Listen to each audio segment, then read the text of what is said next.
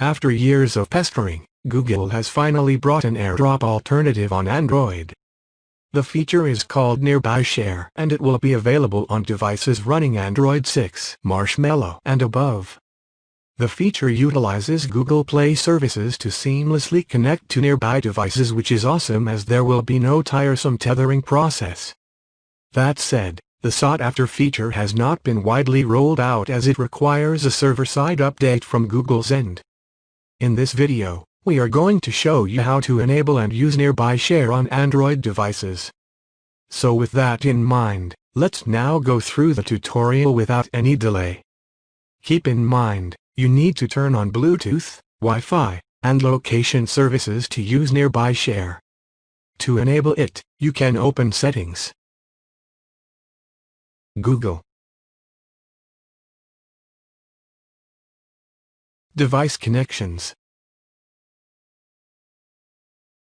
If the feature is enabled on your device, the Nearby Share will appear here. Now that you have confirmed the feature availability, you are good to go. Simply enable the Nearby Share.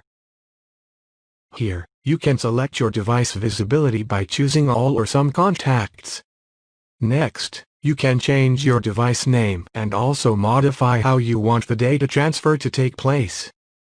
Keep in mind, you can't share files unless you save the nearby user as your contact. How to use Nearby Share. Open any app, for instance, the Gallery app, and select a file. Now, tap on the Share button and the Share Sheet menu will open up. Here, you will find the Nearby Share option. Tap on it and then select the nearby device. The receiver will get a prompt.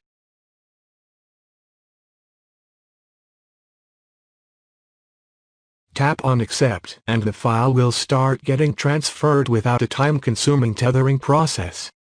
So that is how you can use the Nearby Share feature on your Android device.